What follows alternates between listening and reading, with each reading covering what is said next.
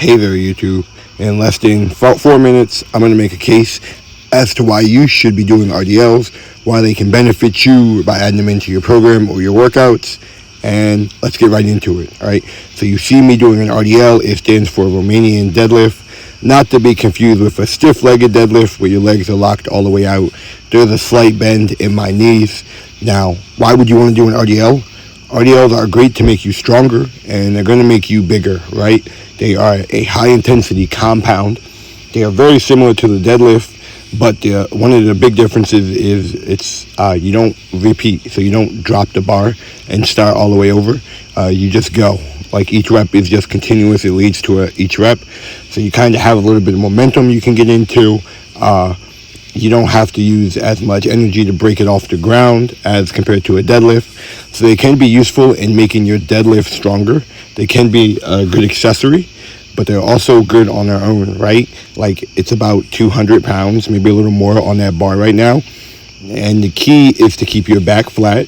So they're really good at helping you learn that hinging mechanism with your hips, which is a very important core function of just like living, right? There's 5 core movements. It's like pushing, pulling, hinging, carrying, and squatting. So hinging is very important. The RDL lets you practice that, but it also lets you load a lot of weight onto the hamstrings in a very good position that allows you to stretch them, right? If you can stretch the muscle, you can put a little more tension on it, and this tension is what causes growth. So they're good to help you practice hinging.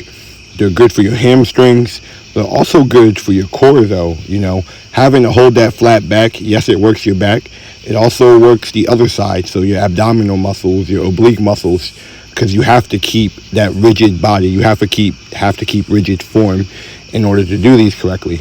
So they work a lot of muscle at once. They are a lot exercise that you can switch it up, right? You see me going for heavy weight, lower reps here, just trying to push the line. But if you're more interested in growth, if you want big horse legs, if you want giant hamstrings, then you can lower the weight and go for higher reps here. Again, unlike the deadlift, they don't cause as much fatigue. So if you want to practice your quote-unquote deadlift in a similar variation, but not exactly spot on, the RDL is your move to go to, right? The last thing I will say about an RDL is that it forces you to have good form, right? You have to be aware of where you're holding the weight. You have to use your lats to keep the bar close to your feet, to your center of gravity of weight.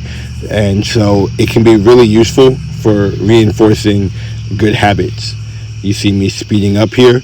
Again, there's lots of different ways you can take an RDL. You can slow down the eccentric. You can add a band and train them for explosive movements.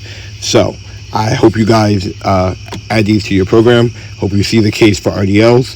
Thank you for watching. If you like this video, leave a comment down below, like, subscribe, and peace out.